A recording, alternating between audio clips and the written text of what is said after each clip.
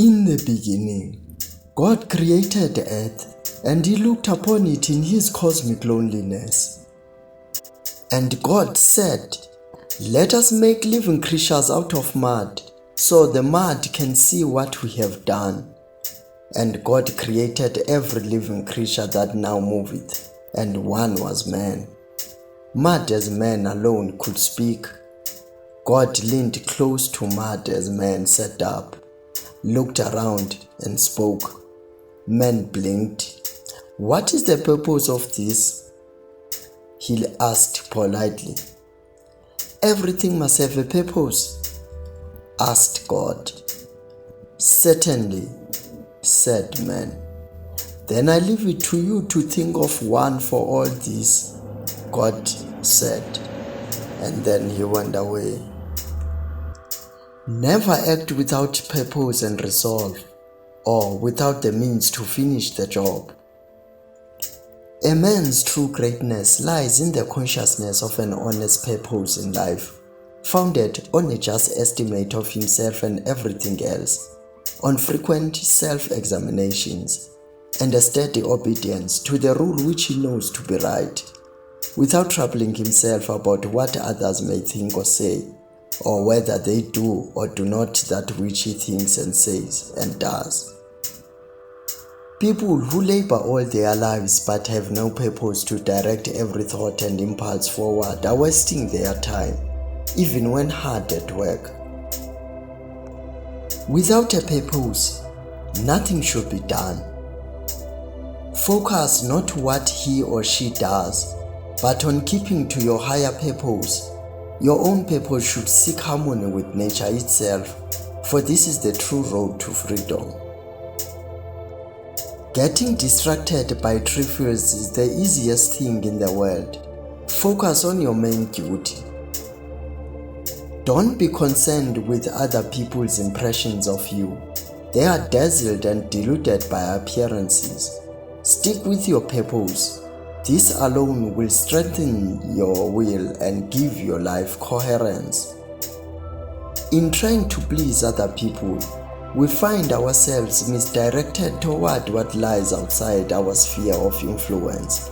In doing so, we lose our hold on our life's purpose. He is free who lives as he wishes to live, who is neither subject to compulsion nor to hindrance, nor to force, whose movements to actions are not impeded, whose desires attain their purpose, and who does not fall into that which he would avoid. Freedom and happiness come from understanding and working with your limits. Begin at once a program of self-mastery. Stick with your purpose. Do not seek external approval. Do not worry about anything outside your control. The only things you command are your own thoughts and actions. We choose our response. Stop aspiring to be anyone other than your own best self, for that does fall within your control. There is only one thing for which God has sent me into the world, and that is to develop every kind of feature or strength, and there is nothing in all the world that I cannot use for this purpose. Man's ideal state is realized when he has fulfilled the purpose for which he is born. And what is that reason demand of him? Something very easy, that he live in accordance with his own nature. We are sorely complain of the shortness of time, and yet have much more than we know what to do with. Our lives are either spent in doing nothing at all, or in doing nothing to the purpose, or in doing nothing that we ought to do. We are always complaining that our days are few, and acting as though there will be no end of them. Our plans miscarry because they have no aim. When a man does not know what harbor he is making for, no wind is the right wind.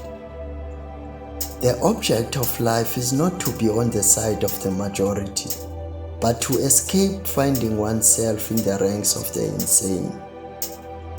Never forget that the universe is a single living organism possessed of one substance and one soul, holding all things suspended in a single consciousness and creating all things with a single purpose, that they might work together, spinning and weaving and knotting whatever comes to pass. Everything is here for a purpose, from horses to vine shoots. What's surprising about that? Even the sun will tell you, I have a purpose, and the other goods as well. Am I doing anything? I do it with reference to the good of mankind. Does anything happen to me? I receive it and refer it to the gods, and the source of all things, from which all that happens is derived. Every man's life lies within the present, for the past is spent and done with, and the future is uncertain. Live a good life. If there are gods and they are just, then they will not care how devout you have lived, but will welcome you based on the virtues you have lived by. If there are gods but unjust, then you should not want to worship them. If there are no gods, then you will be gone, but will have lived a noble life that will live on in the memories of your loved ones. The fruits of this life is good character and acts of common good.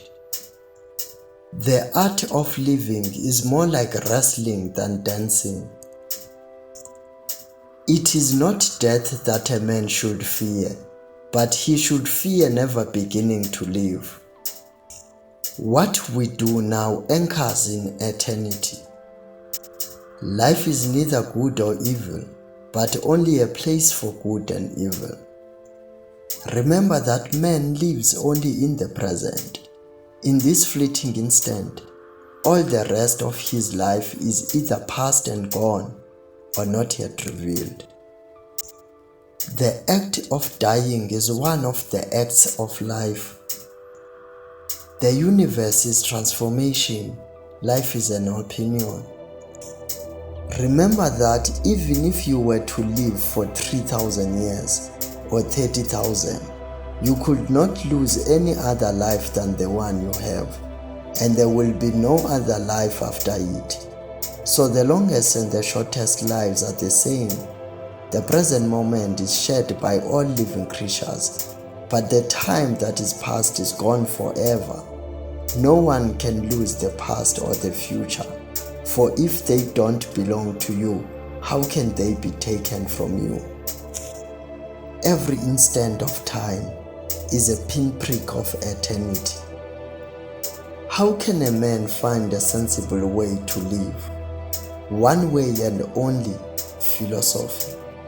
And my philosophy means keeping that vital spark within you free from damage and degradation, using it to transcend pain and pleasure, doing everything with a purpose, avoiding lies and hypocrisy, not relying on another person's actions or failings, to accept everything that comes and everything that is given as coming from that same spiritual source.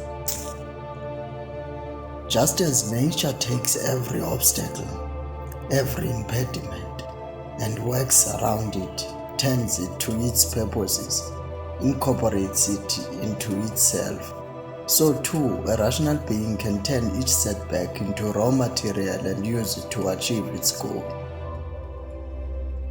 Reason and the reasoning faculty need no foreign assistance, but are sufficient for their own purposes. They move within themselves and make directly for the point in view. Wherefore, acts in accordance with them are called right acts, for they lead along the right road. The happiness of your life depends upon the quality of your thoughts. Therefore, guard accordingly and take care that you entertain no notions unsuitable to virtue and reasonable age. Dwell on the beauty of life, watch the stars, and see yourself running with them. Give thyself time to learn something new and good, and cease to be whirled around. To live each day as though one's last never flustered, never apathetic, never attitudizing. Here is the perfection of character. Remember this, that there is a proper dignity and proportion to be observed in the performance of every act of life. Do every act of your life as if it were your last. Let them see, let them know a real man who lives as he was meant to live. Where life is possible at all, a right life is possible. Life in a palace is possible. Therefore, even in a palace, a right life is possible. No longer talk at all about the kind of man that a good man ought to be, but be such. Take it that you have died today, and your life story is ended, and henceforward regard what future time may be given you as uncovenanted surplus, and live it out in harmony with nature.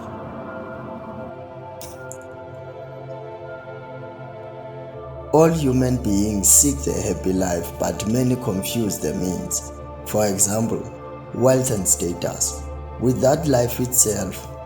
This misguided focus on the means to a good life makes people get further from the happy life. The really worthwhile things are the virtuous activities that make up the happy life, not the external means that may seem to produce it. First say to yourself what you would be, and then do what you have to do.